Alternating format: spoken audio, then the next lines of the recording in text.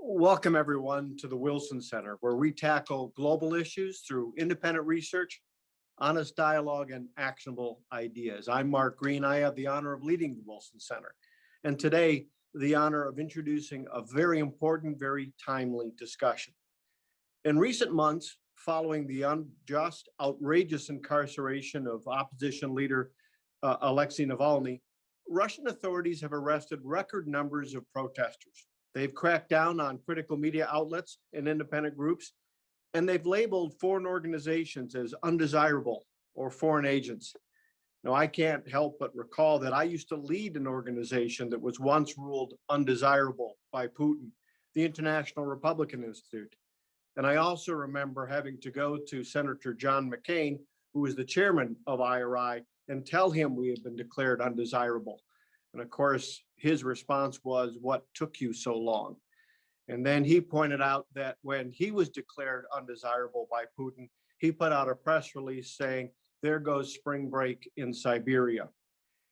The reason that he joked like that is because he understood that when those sorts of designations occur, when the crackdowns occur, it's not a sign of strength, it's a sign of weakness.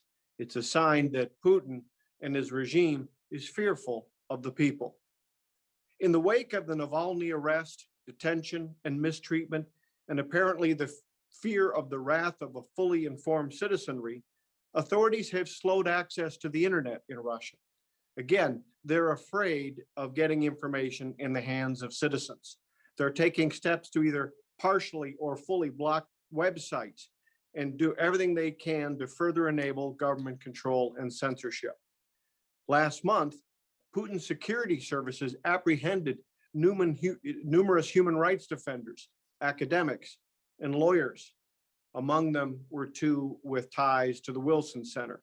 Sergei Davidis, a former Kennedy Institute fellow who was detained for merely retweeting a tweet about a rally in support of Navalny, and prominent human rights lawyer Ivan Pavlov, an alumnus of the Wilson Center and contributor to the Kennedy Institute on such topics as freedom, information, and public oversight in Russia. While these two have been released, they're under constant threat of arrest and constant harassment. So, of course, we demand that the Kremlin immediately cease harassing not only Sergei and Ivan, but all voices of democracy. And we demand that Putin release all political prisoners at once. And now to our panel. I first met Vladimir Kara-Murza in 2015 when he had just emerged from a coma caused by poisoning. 2 years later, he would be poisoned a second time and once again survive against all odds. When I spoke with him after that first time, I asked him if he had any advice for US policymakers and democracy activists. Well, Vladimir was still in pretty bad shape, but he whispered to me forcefully, "Never give up on the Russian people. Never." Vladimir presently serves as the chairman of the Boris Nemtsov Foundation for Freedom. He serves as vice president at the Free Russia Foundation, as senior advisor to Human Rights First, and as senior fellow at the Wallenberg Center for Human Rights. He has won numerous awards for his courage and activism and leadership. But still, perhaps his greatest honor is that it is ever so clear that he has never wavered from the message that he gave me a few years ago. He has never, ever given up on the Russian people or their freedom. I'm now going to turn it over to the Wilson Center's own Matt Rajansky to provide additional information about today's discussion and to lead what I know will be a fascinating conversation. Matt's the director of the Kennedy Institute. He is one of the country's leading analysts on US relations with Russia, Ukraine, and the region. He has advised governments and international organizations, and he leads Track 2 diplomacy on Eurasian conflicts. His work is thoughtful and innovative, and we are very fortunate to have him. Matt, the floor is yours. Well, thanks very much, Mark. and thank you to you, Vladimir, for joining us this morning. We're always following you wherever you may be in the world, not least because, as Mark mentioned, concerns about your safety, but because it always is interesting. And we're very fortunate to get an hour of your time this morning. Obviously, the subject is not a fortunate one. Every time you think that the repressions have peaked, it's like COVID waves, I suppose. You can see another wave of repressions coming. And this moment is no exception, even literally the news coming out today. And I know that we'll discuss all of that. Before we start, I want to remind all of our listeners that you can stay up to date with events and analysis coming out of the Kennan Institute by tuning into our podcasts, Kennan X and The Russia File, as well as reading our blogs, The Russia File and Focus Ukraine. During the course of today's discussion, you can submit a question at any point by emailing Kennan, K-E-N-N-A-N, at wilsoncenter.org, tweeting at Kennan Institute, or posting on our Facebook page. And please include your name and affiliation so I know who's asking the questions. I'll see them pop up before me, and I will try to get as many of them as possible in front of Vladimir. So without taking any more of our time, I want to give the floor now to Vladimir to open up with a few thoughts of his own, and then we'll dive right into the conversation. Please. Thank you so much, Matt. Thank you to the Kennan Institute for hosting our conversation this morning. And I want to thank Ambassador Green for his humbling and overly kind introduction. It's always good to be back among friends at the Wilson Center. I've had many friends of mine, including some of the people whom Ambassador Green mentioned in his introduction, who were past fellows at the Kennan Institute. And I very much look forward to the day when we can get together again in person for events at the Reagan Building, which hopefully is not too far around the corner.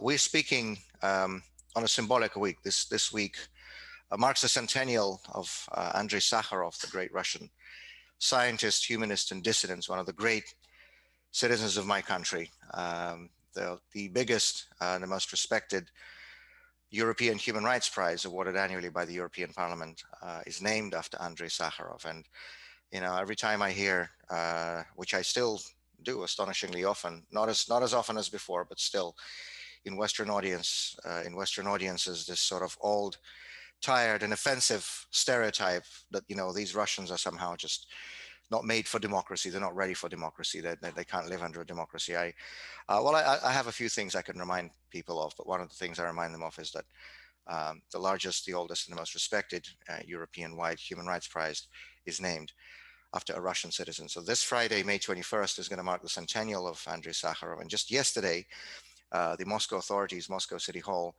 has officially refused to authorize a photo exhibit that the Sakharov Center was planning to hold on Chistые prudy. Those of you who've been to Moscow know the beautiful boulevard ring. And if you walk out of Chistые prudy metro station and walk towards Pokrovka, there's now sort of this compilation of stands where you have moving photo exhibits dedicated to important events. For example, just now recently there was a photo exhibit on the Second World War because of Victory Day that we marked on May 9th. As May 21st approaches, the Sakharov Center was planning, with permission from the Moscow authorities, to organize an exhibit of photographs by Russian photographers of Andrei Sakharov in different years of his life, accompanied by quotations from him, from his writings, from his books, from his speeches. And it became known yesterday that the Moscow City Hall has withdrawn this permission and the exhibit is not going to go ahead. Now, of course, on one level, it's shameful, certainly shameful for the people who have signed on to this decision, not to speak of people who ordered them to.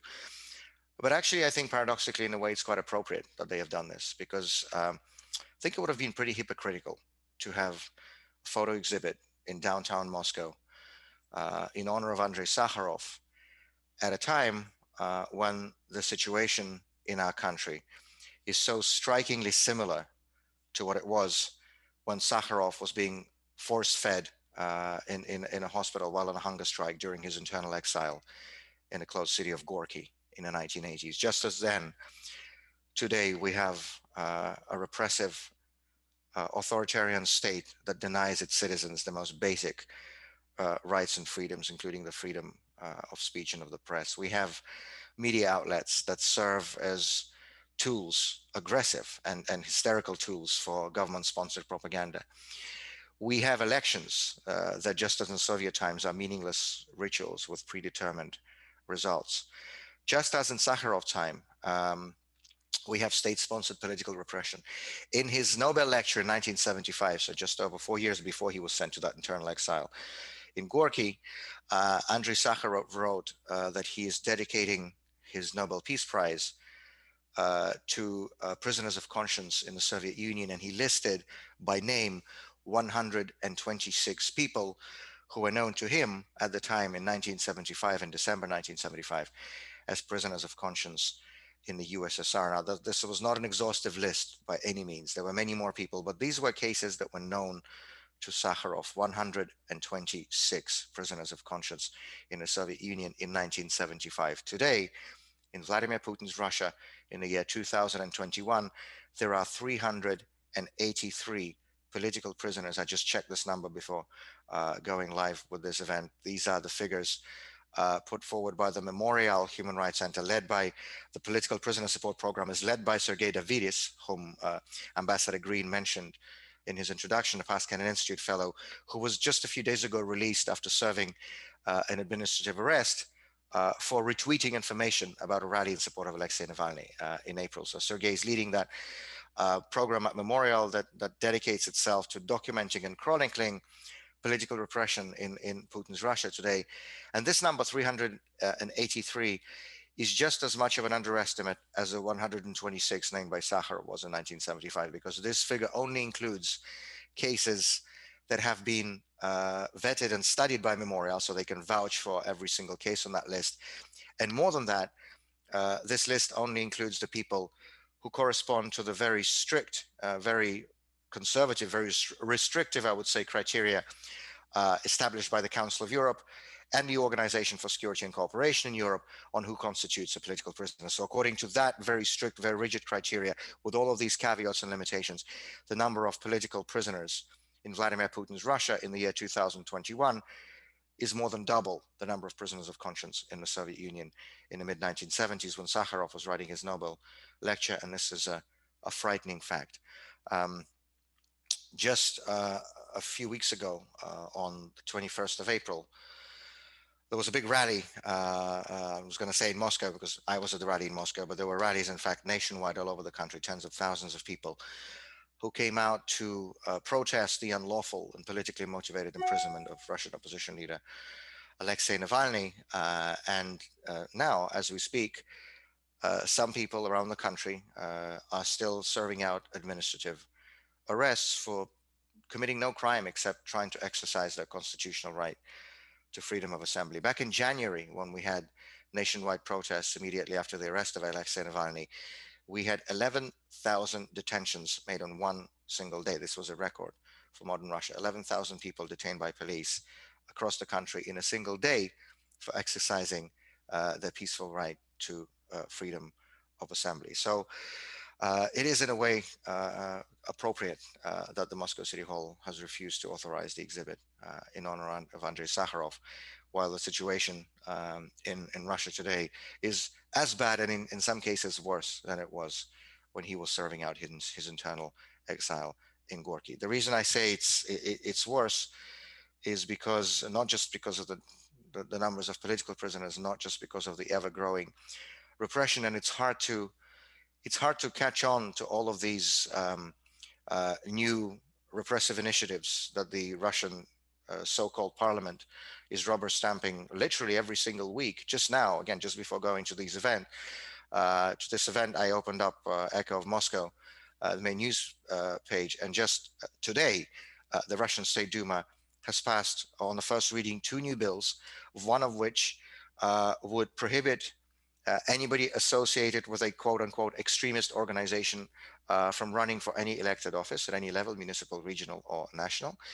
And the second one would provide for up to 6 years in prison for any Russian citizen associated with a quote-unquote undesirable organization. Now, of course, it's important to clarify that it is the Russian government that decides which organization is undesirable and which organization is extremist. If you go on the Russian Justice Ministry's website and you open up the official registry of undesirable organizations, I think that would actually give a pretty good idea of what the biggest phobias and the biggest fears for the current Kremlin regime are. You'll see organizations such as the European Platform for Democratic Elections. You'll see organizations such as the Open Society Institute, the International Republican Institute, the National Democratic Institute, the National Endowment for Democracy, and many, many, many other groups whose mission it is to promote the basic rights and freedoms that should be the accepted norm in the 21st century, but are still equated to criminal activity in the largest country in Europe today in the 21st century.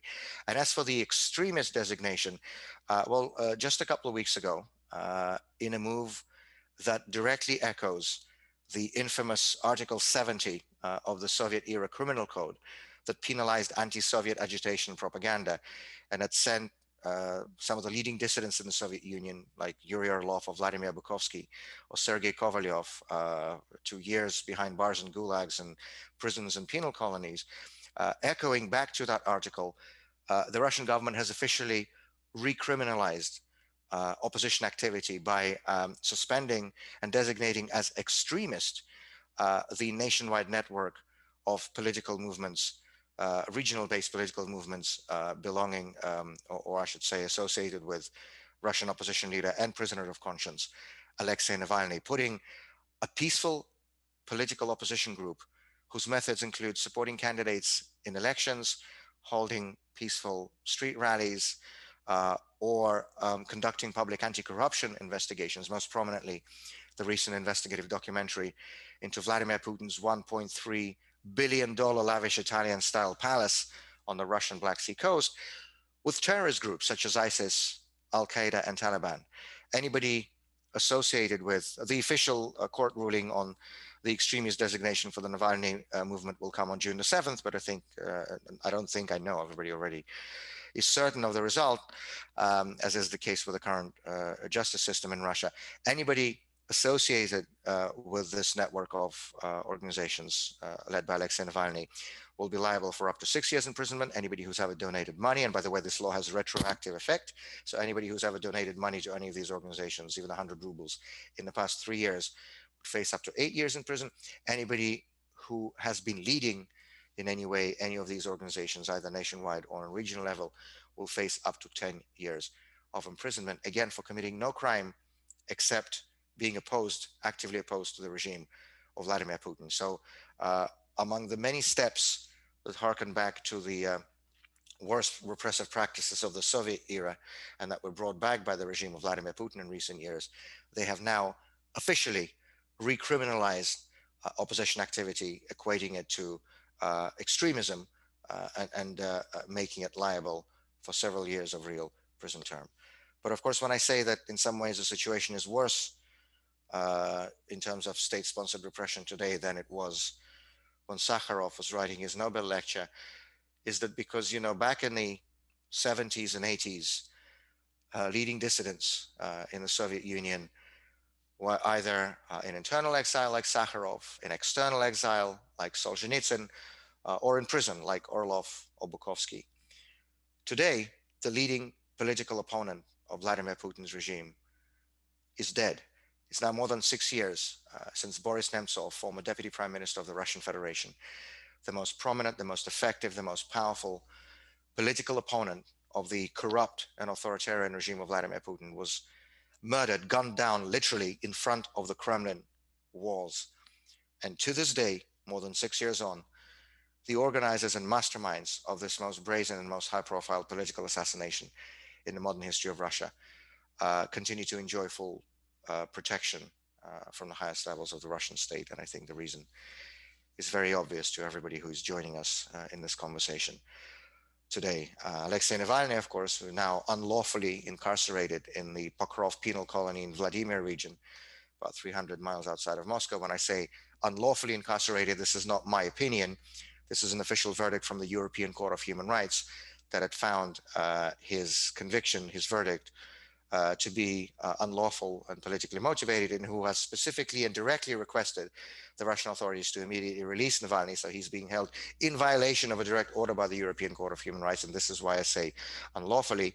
He himself also survived a state-sponsored assassination attempt last year in August of 2020 at the hands of a special FSB unit, Federal Security Service of the Russian Federation unit, that is responsible for the use of chemical weapons. The same people who have been identified by a media investigation led by Bellingcat, who were behind my two poisonings in 2015, 2017. They've identified specific FSB officers with names and ranks and dates of birth who have been involved in a slate of state-sponsored assassination attempts, as in the case of Alexei Navalny and myself, or actual state-sponsored assassinations, as with the case of many opposition activists who were not as fortunate as Alexei and I to fit into that few percentage chance to survive.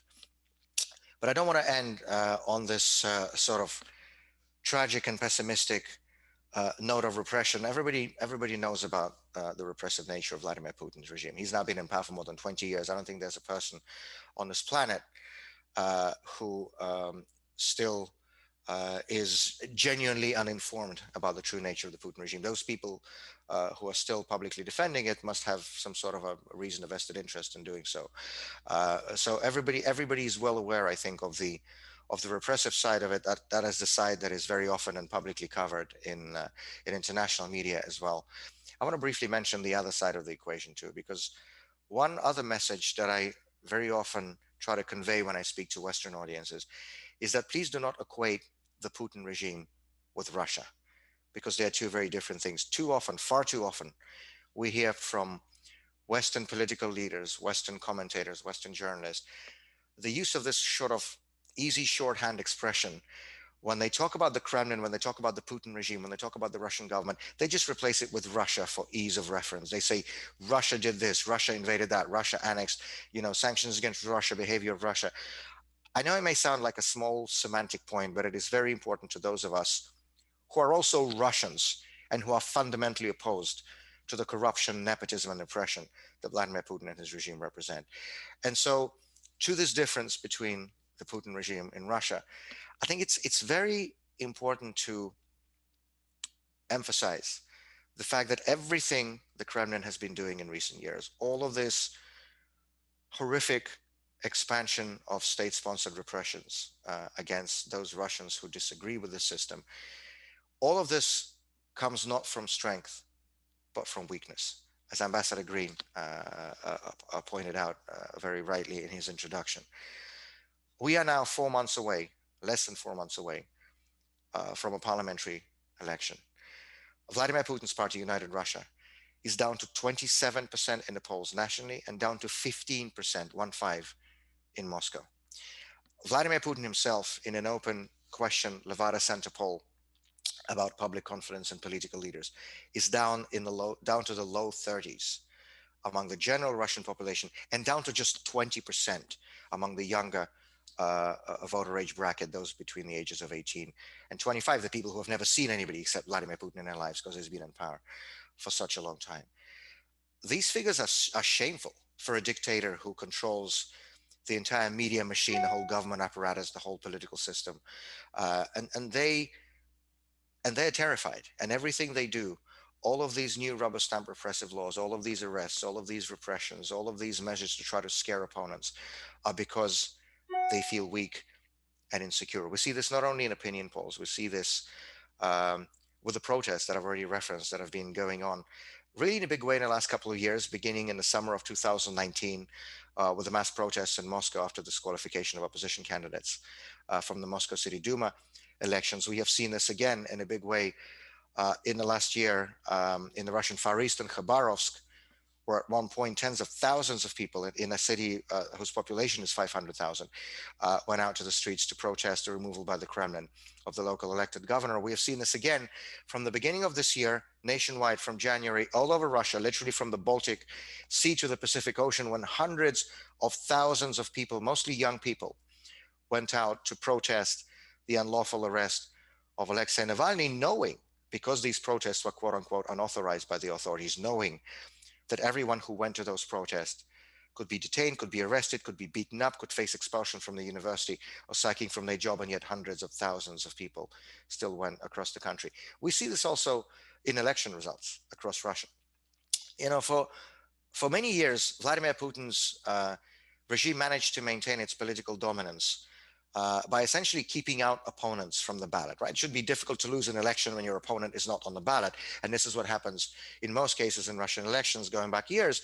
Those people who have a genuine chance against the regime are usually disqualified from the ballot ahead of time, as happened, for example, with Navalny in the presidential election in 2018. This is no longer working for the regime because such is the growing level of public discontent with Putin, with the Kremlin, that Russian citizens are finding creative ways to send that message. And again, we saw that very vividly in the Moscow City Duma elections in 2019, when even after disqualifying the strongest opposition candidates from the ballot, the Kremlin still lost in nearly half of the districts, 20 out of 45 for the Moscow City Duma, lost to literally nobody, just some technical spoilers who happened to be on the ballot just to imitate competition.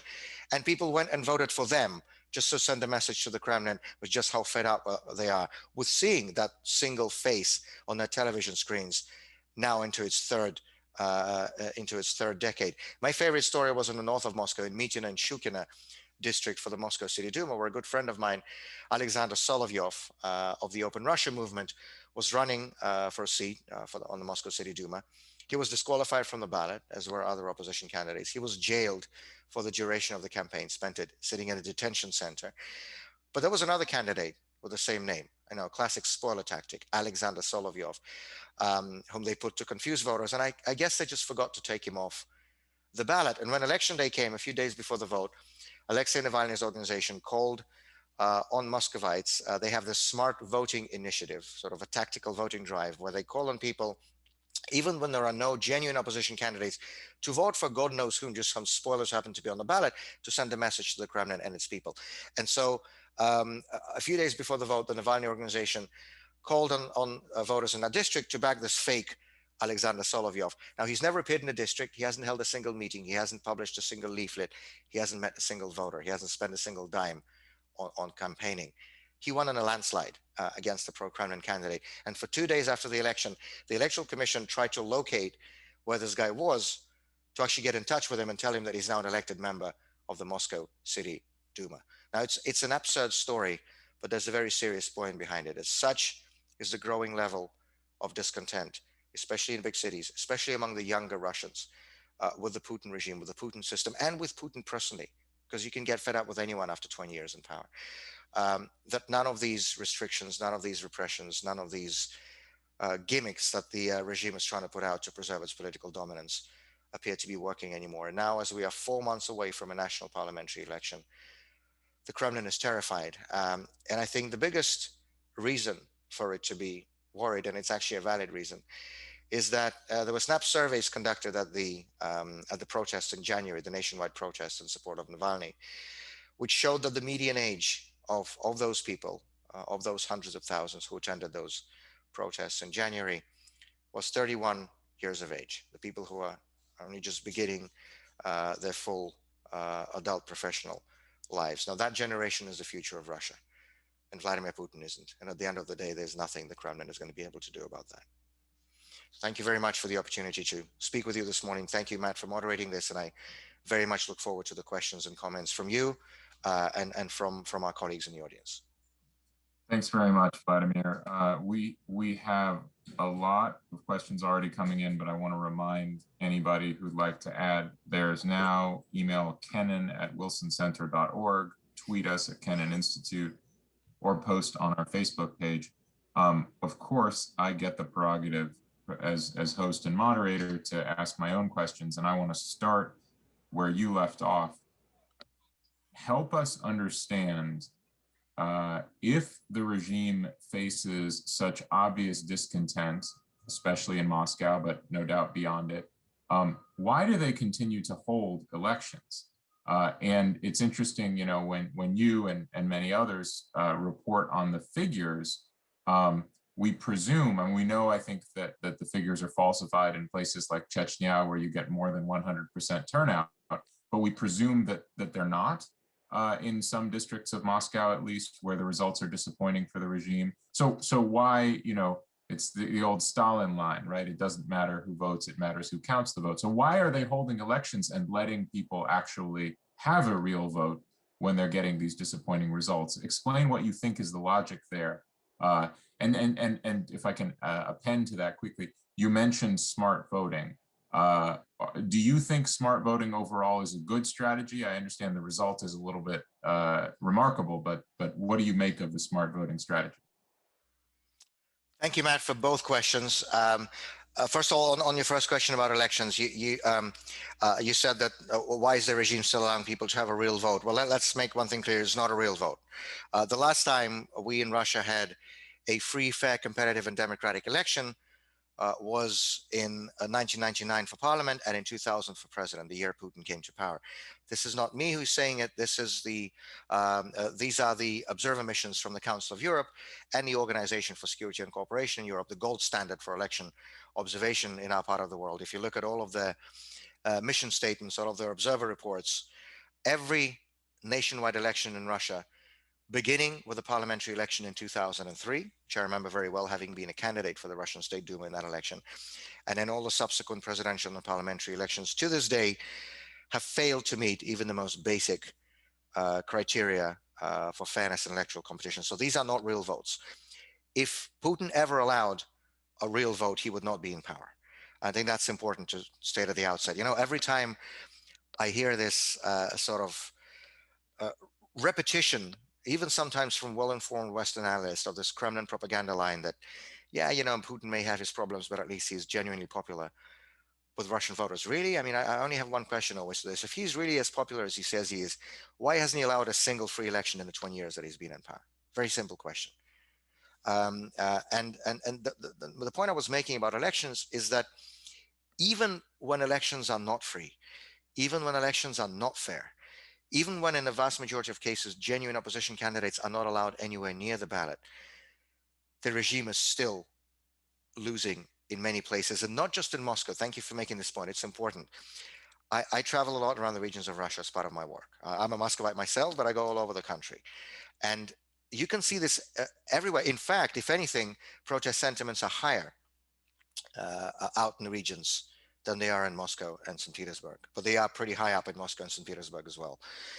Why the regime still bothers holding elections? Well, you quoted from Stalin. Of course, they did as well, right? Every 5 years, Soviet citizens went to those polling places, were handed a ballot with a single name and put it in a ballot box. What's the point of this? I guess it's just that, well, already in the 20th century, certainly now in the 21st, the only internationally acceptable source of legitimacy is an election. Even if it's not an election in substance, they still want to put up the facade of an election. I guess this would be my response why they're doing it. But what is remarkable is that even with all of these sort of restrictions and limits and manipulations that they're putting in place, they are starting to lose in a more and more visible way, especially in big cities. We have seen this already in many places at a local level. I mentioned the Moscow city elections in 2019. We saw the same thing in Siberia just this past September during the local elections of 2020. When, for example, the leaders of the Navalny movement, who are all now going to be designated as extremists and could face several years of imprisonment, they have all been elected to legislatures in Novosibirsk and Tomsk, in those two big Siberian cities when Alexei Navalny went to campaign. As you know, he was poisoned in Tomsk on the way back to Moscow. You mentioned also sort of this contrast between Chechnya and places like that, where the rigging is 100%, and places like Moscow, St. Petersburg, where the rigging is less. It's still there, but it's less visible. Dmitry Oreshkin, a very prominent Russian political analyst, coined a term, electoral sultanates. By this, he means those regions of Russia like Chechnya, like Dagestan, like Ingushetia, like Bashkortostan, like Tatarstan, the regions where basically elections take place like they do in Belarus, where nobody even pretends to count the votes. They just announce the results ahead of time. You know, it's like that old Soviet era joke where you know, a party official comes into the office in the morning and he sees the first secretary running around his office, you know, tearing his hair out. And he says, "Comrade, what's happened? Why are you so worried?" He said, somebody broke in and stole election results from our safe. And the official said, "Well, don't worry, they've already all been published in the newspapers." And he said, "You don't understand, they stole next year's election results." This is how things happen in these electoral sultanates. But the problem for the regime is that they now increasingly feel the need to do the same in those big cities. And in fact, they've been doing it for a long time now. You, of course, remember the big protest a decade ago on Bolotnaya, on Sakharov Avenue in Moscow. The reason for such a big scale of protests back then is because they started to rig big time in Moscow. And St. Petersburg, in the big cities, for the whole world to see. And this is what caused such an outbreak, such a reaction. They're going to have to do the same this year. Because given all these figures, given all these polls, given all these very clear trends in public opinion, and given the tactical effectiveness, absolutely no question about it, of Navalny's smart vote initiative, they have no way, no mathematical way to keep even a simple majority, let alone a 2/3 majority in the state Duma this year for the Putin party, unless they rig in a big way, including in the big cities, including in Moscow, including in St. Petersburg. So let's see what happens in terms of the public reaction in September. The election is September the 19th. Let's see what happens on September 20th. On your question about smart voting, I have my own views on this. I've written extensively about it on sort of the moral, some of the moral aspects of smart voting, which I find to be difficult. I do not think it is ethical for me to sort of speak about this publicly now that Alexei Navalny is unlawfully incarcerated and basically being kept in torturous conditions. As you know, he was on a hunger strike for several weeks, held in complete violation of all Russian laws and the European Convention on Human Rights. In this situation, I don't feel I have the right to sort of publicly comment on this issue, because I think there's a moral and ethical aspect of when a prisoner of conscience sort of speaks out. I don't think it's ethical to argue back unless and until that person is free and is able to fully argue back himself.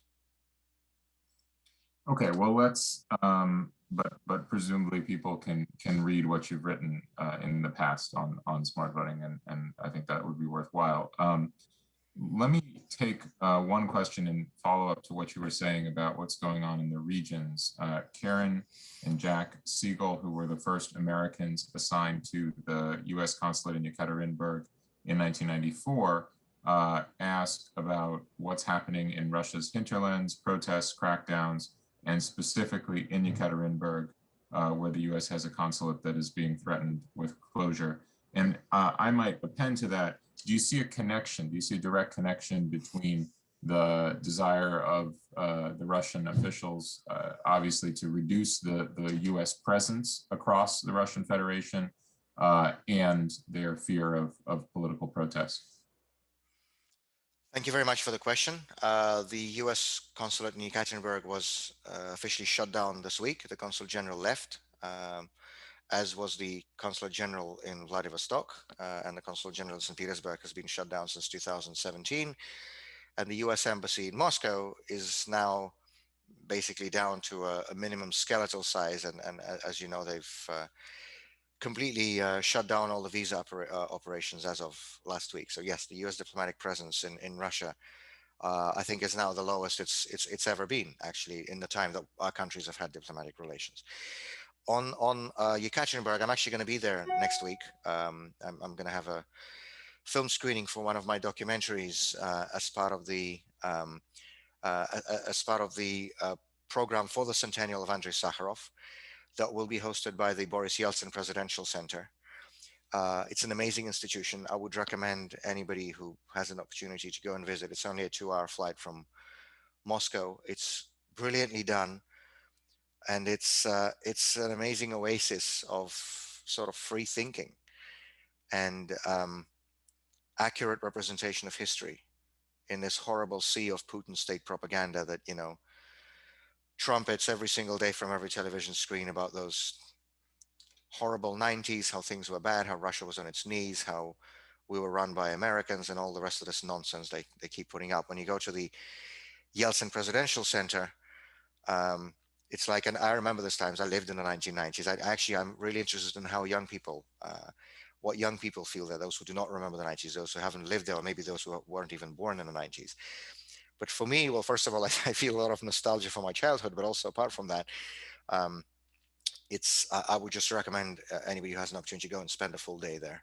It's really well made, and it's an accurate, historically accurate, very effectively portrayed portrait of Russia as it was in the 1990s, with all the plus and minuses. They don't try to whitewash.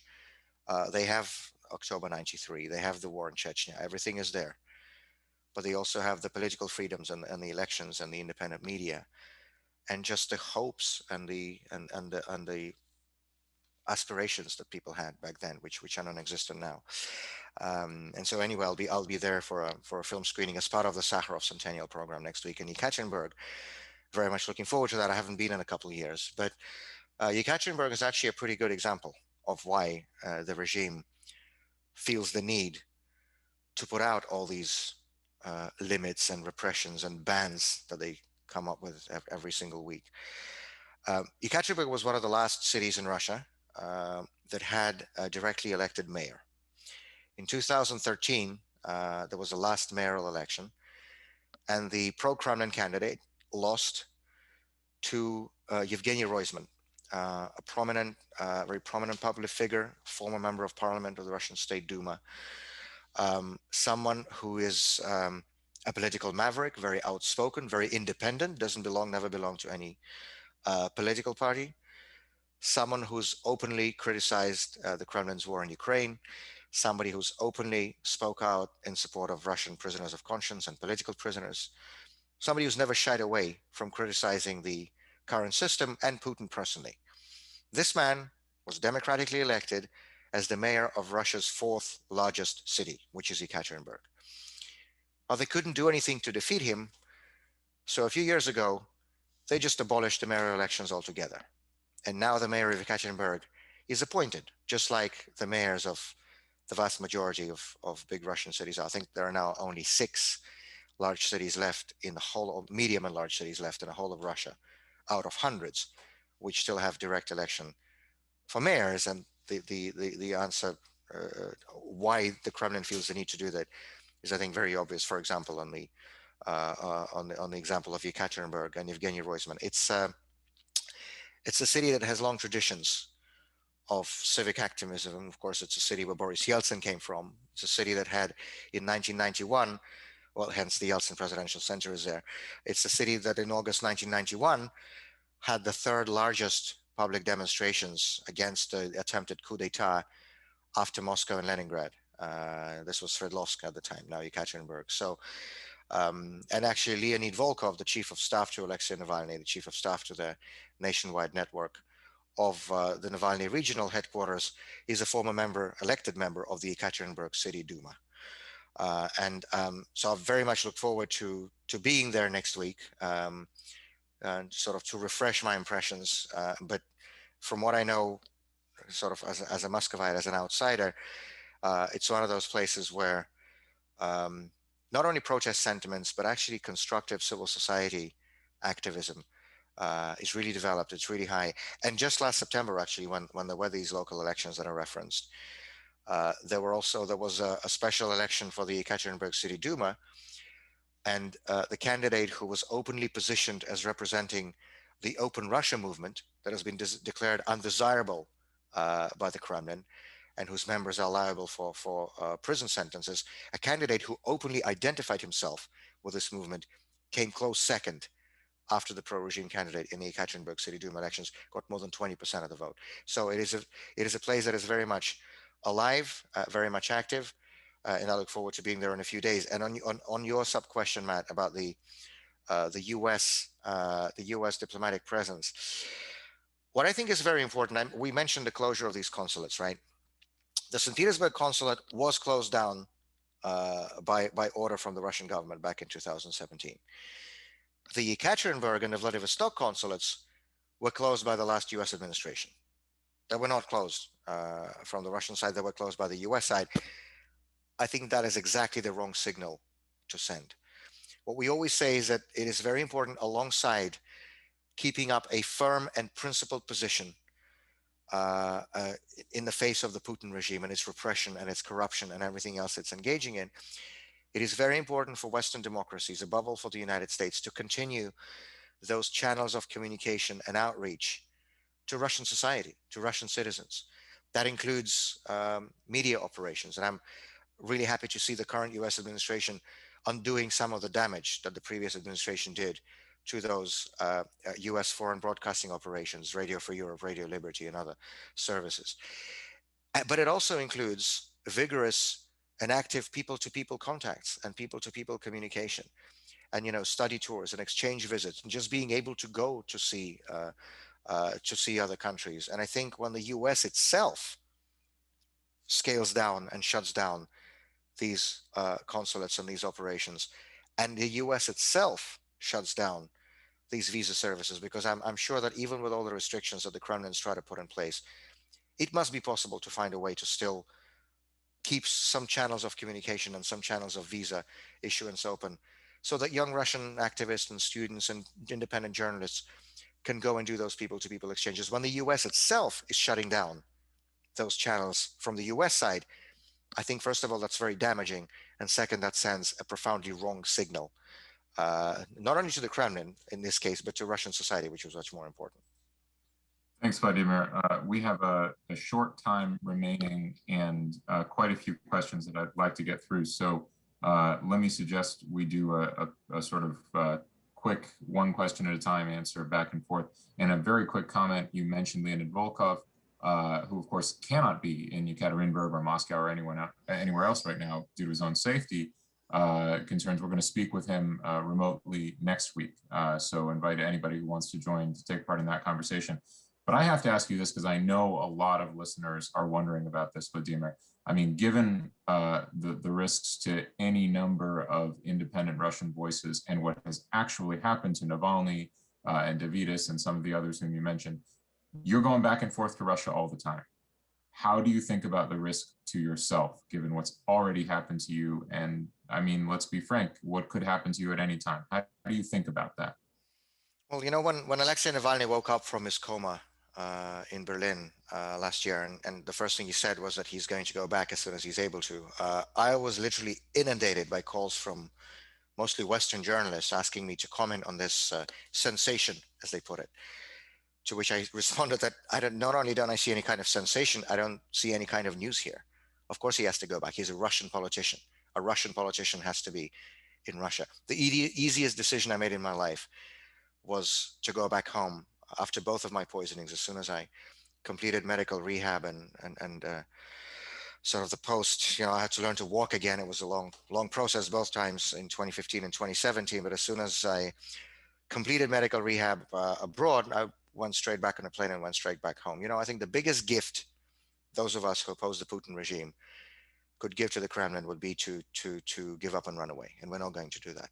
Ever since the 70s, again, to speak about the Sakharov times, ever since the 70s, the Kremlin has come to the conclusion, when Andropov was chairman of the KGB, that the most effective way for the regime to silence its political opponents, to neutralize its political opponents, was not to imprison them, put them and send them off to the gulags or put them up in psychiatric hospitals, all of which was also, of course, done. But the most effective way was to exile them out to the West. Because once a political opponent is outside of his or her own country, they very quickly lose not only the everyday sense and feeling of reality, which is important in itself, but much more importantly, they lose the moral authority to continue. Because you can't sit somewhere far away in a safe place. At least I would feel, I'm only speaking about myself, I would not feel that I had the moral right to sit somewhere in a faraway, safe place and continue doing what I'm doing and advocating for what I'm advocating. And a Russian politician has to be in Russia. It's as simple as that. Again, the biggest gift we could give to the Kremlin would be to run away, and it's just not going to happen. The only precaution I do take, to answer your question, Matt, my family, my wife and children are not in Russia. They're outside of the country for reasons I think I don't need to explain to anyone. And a lot of my colleagues have actually had to do the same thing. But other than that, those of us who are the public faces of the opposition, it would send a profoundly wrong and demoralizing message if we were to go and voluntarily leave the country. I can speak for myself. It's never going to happen. Let me pivot in the remaining 10 minutes to some U.S. foreign policy questions. I know that you testified in the European Parliament late last year, and you've spoken a number of times about sanctions and related issues, and you commented just now on the need to stay engaged with the Russian people through broadcasting, through consulates, and so on. Here is a question from Ed Verona, the former head of the U.S.-Russia Business Council. He asks if you, Vladimir, believe that leaders of Western democracies should expect any positive results from active engagement with Putin himself, and is there a risk that doing so merely bolsters Putin's prestige within Russia without any serious prospect of solving problems? Thank you for the question, and Ed, hello. It's good to hear from you. Well, frankly, I think, and of course, Ed himself knows the answer to the question. I'm glad he raised it sort of to make this point. Putin's been in power for 21 years now. Everybody knows everything there is to know about Vladimir Putin, how he reacts. And one of the most sort of fundamental traits of the Putin regime, and of Putin personally, because after all, as we all know, he's a product, bone to bone, of the Soviet KGB. And for them, any attempt at a compromise, any sort of outreach, any placation or appeasement, to use that term from a different historical era, but I think one that is very relevant today, is not an invitation to reciprocate. It's an invitation to be more aggressive and to demand more and to want more and to grab more. And you know, we actually see this. We don't even need to go back to previous historic examples, although of course I'm sure we can all think of them in the early part of the 20th century. But just to look at the example of Putin himself, we know the answer to this question because it was tried. And for the first many years, far too many, of the Putin rule, many Western leaders on both sides of the Atlantic, not just American presidents, but also European prime ministers and presidents, have tried to placate Putin and, you know, hosted him for summits and gave him red carpet treatment and called him a friend and looked into his eyes and saw his soul and engaged in resets with him and so on and so forth. All the time while Putin was already shutting down independent media, imprisoning opponents, falsifying elections, beating down peaceful demonstrators, and so on and so forth. And all this while, many Western leaders were still trying to do business as usual with him in a hope of finding some sort of modus operandi in international relations, sort of turning a blind eye on domestic abuses. Let's see if we can deal with him internationally. Well, that's not how it works, not in Russia anyway. And in Russia, domestic repression and external aggression are always two sides of the same coin. And in the end, there was a very short road.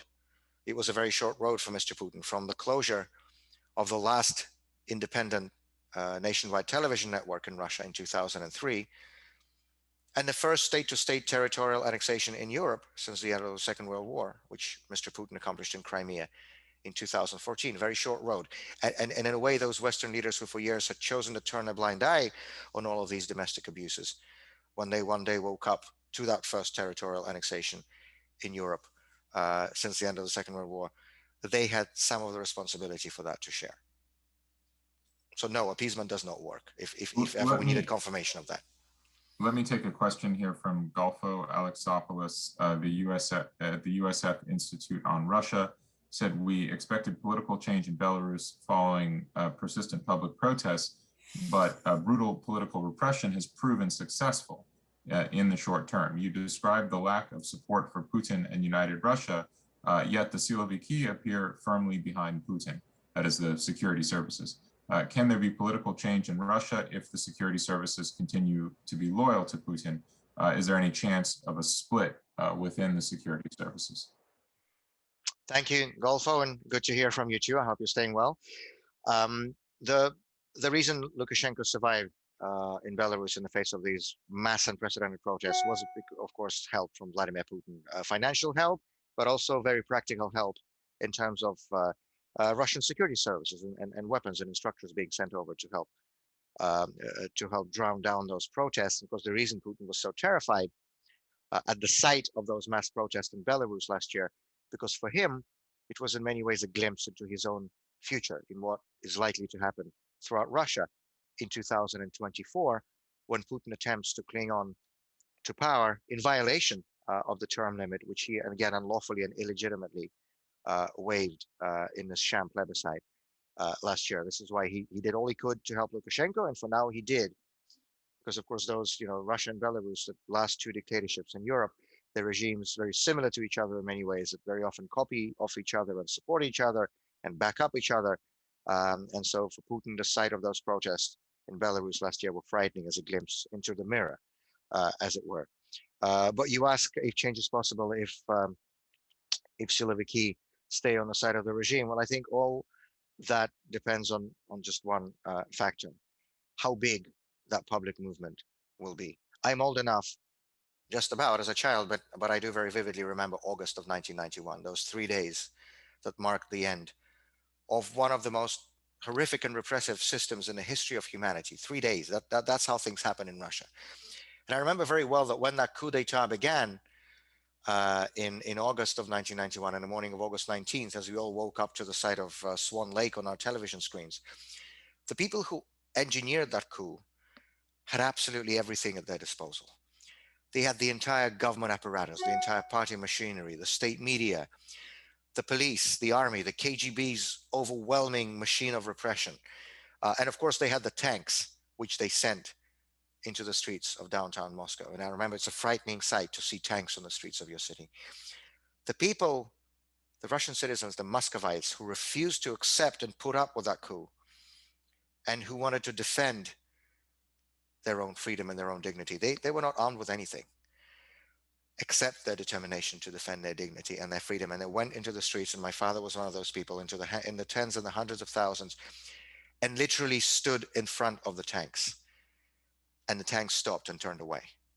It's a very important lesson to me in that, is that when there's a big enough movement in society for change, in the end, nothing will be able to stop it. And as we know from 1991, the army refused the order to storm the White House, the Moscow White House, because there were just so many people around. So the answer to your question is very simple. When there's and I say not if, but when, because it is a question of when. We see this very clearly in the trends in public opinion, especially among younger Russians. It's only a question of when. When that movement grows big enough, when there is that critical mass of people in society who want and demand and are willing to stand up for change, then no Siloviki, no amount of repression will be able to stop them, as we have already seen in our history and as we will see in our history again. Thanks very much, Vladimir. Let's address head on the question of U.S. policy. As I mentioned before, you've testified in favor of sanctioning oligarchs and not people, sort of doing things that hit the regime in a targeted way and don't, cut off contacts between Russia and the West. But under the umbrella of the overall kind of pressure strategy, there has been a history of negotiating successfully. Sakharov perhaps is an example. There were many examples in the Cold War of getting people out, political prisoners who are out. Setting aside the question of does it hurt their long-term legitimacy if they leave Russia and go to the West, it's a good thing for their well-being if we can get them out. How do we do that effectively? How do we negotiate with this regime given the realities as you've described them? Thanks, Matt. And that's actually a very important question. And as President Biden himself has said, the United States should be able to walk and chew gum at the same time. President Reagan was, for whom the building where you're based is named, was able at the same time to successfully negotiate arms control agreements with the Soviet Union and secure release of political prisoners and prisoners of conscience from Soviet labor camps. In fact, it's known that he would famously start his every summit meeting with the Soviet leadership by laying down a list of political prisoners on the table. And there is a long and noble tradition of American presidents of both political parties using these summit meetings with Kremlin leaders to get political prisoners out, to secure the release, in many cases, the lives of human beings. This tradition goes back to as far as Richard Nixon, who was otherwise not known as a champion for human rights, but he managed to secure the release, for example, of Vladimir Kara-Murza, one of the 7 demonstrators on Red Square against the invasion of Czechoslovakia in 1968. He secured his release. Of course, Gerald Ford, of course, Jimmy Carter, of course, in a very big way, Ronald Reagan. some of the most prominent prisoners of conscience in the Soviet Union, from Alexander Ginsburg to Yuri Orlov to Anatoly Sharansky, were able to be released from prison because of direct high-level personal advocacy on the part of Western democratic leaders, above all presidents of the United States. And by the way, when I was speaking earlier about political opposition politicians not leaving the country voluntarily, of course, that has absolutely nothing to do with the issue of political prisoners. We need to get political prisoners released in any way possible, as soon as possible, every single one of them. 383, again, just to repeat that horrible number, 383 political prisoners in the Russian Federation today. Only the confirmed cases, only those who correspond to the international definition of a political prisoner set forth by the Council of Europe and the OSCE. And so if that meeting in June does happen between Joe Biden and Vladimir Putin, I think it is incumbent on the President of the United States, following in that long and noble tradition, bipartisan American tradition, whatever else they discuss, wherever else they come out from that summit with, that there are specific names, specific human beings who are being unlawfully and unjustly incarcerated by Vladimir Putin's security services, who should be released as a result of that summit meeting. It's happened with all of these previous American presidents. Names like, of course, Alexei Navalny, names like Alexei Pichugin, the longest serving political prisoner currently in the Russian Federation, been incarcerated for nearly 18 years, the last hostage of the Yukos case. Names like Yuri Dmitriev, a historian who's dedicated his life to documenting the crimes and abuses and the extrajudicial murders of the Stalin era, who is now serving a prison sentence on trumped-up and falsified charges. And I could go on and on and on. If I even mentioned every single name, we will be here for an hour. These people, this issue, the issue of political prisoners and their release, has to be among the top of the issues that will be discussed at the summit meeting. We have more recent examples than going back to Soviet times. Mikhail Khodorkovsky and Oleg Sentsov, the two most prominent prisoners of conscience in the early part of Vladimir Putin's rule, or in the middle part, I should say, in the later part, both of them would still be in Russian prisons today, were it not for the personal intervention of, respectively, German Chancellor Angela Merkel in the case of Khodorkovsky, and French President Emmanuel Macron in the case of Oleg Sentsov. So I very much look forward to another or others among those political prisoners on the memorial list regaining their freedom, regaining their lives as a result of that summit meeting, if it does happen. If nothing else gets done and gets decided at that summit, that is one issue that has to be addressed. And that is one thing that President Biden, in my view, has to come out of that summit with specific results in his hands, just as those previous American president did of both parties. In the Soviet times, let's do this again today, since many of those striking similarities and parallels are so similar between the Soviet period and what we're facing under Putin now. Vladimir, that's really, I think, a perfect note on which to bring our conversation to a close. You've been very generous with your time. I personally am deeply grateful. I know that Mark shares that. We wish you only the safety and well-being in this very daunting work that you have ahead of you. I think what you said here in the end is very fitting for the Wilson Center, as you say, sitting in the Reagan Building and the Kennan Institute, being so cognizant of the history of Washington-Moscow interactions, that this in fact can work and that we can do real good and that there is a pathway to do that. And so I think we're all just deeply grateful to you, Vladimir. Thank you to all of you who tuned in for the excellent questions. Please stay tuned for more, including our conversation next week with Leonid Volkov, and take a look at our website where you can find all of the latest. Vladimir, thank you so much again. Matt, thank you so much for moderating this conversation, and thank you to the Kennan Institute for hosting. Always an honor to join Wilson Center events, and I look forward to being able to do this in real life again soon. Absolutely.